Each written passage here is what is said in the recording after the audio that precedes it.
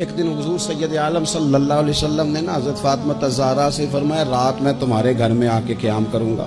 تو حضرت فاطمہ الزہرا نے کہا یا رسول اللہ یہ تو بڑے نصیب جاگ گئے، رات حضور گھر تشریف لے گئے۔ ہمارے ہاں جو آدمی تھوڑا سا بھی کسی عہدے پہ چلا جاتا ہے وہ بچوں کو ٹائم نہیں دیتا۔ تو حضور نے فرمایا فاطمہ میں رات آپ کے گھر میں قیام کروں گا۔ سیدہ نے کہا یا رسول اللہ بسم اللہ، یہ تو کمال ہو گئی۔ حضور نے رات وہاں قیام کیا، امام حسن نے دودھ مانگا۔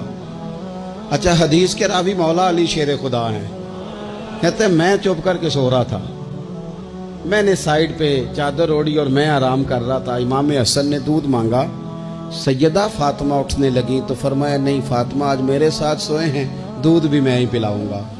حضور اٹھے، بکری کا دودھ دھویا، پھر اسے برتن میں ڈالا۔ ابھی حضور امام حسن کو دینے لگے تھے کہ امام حسین نے بھی مانگ لیا۔ تو حضور نے فرمایا نہیں بھائی، پہلے حسن کو ملے گا۔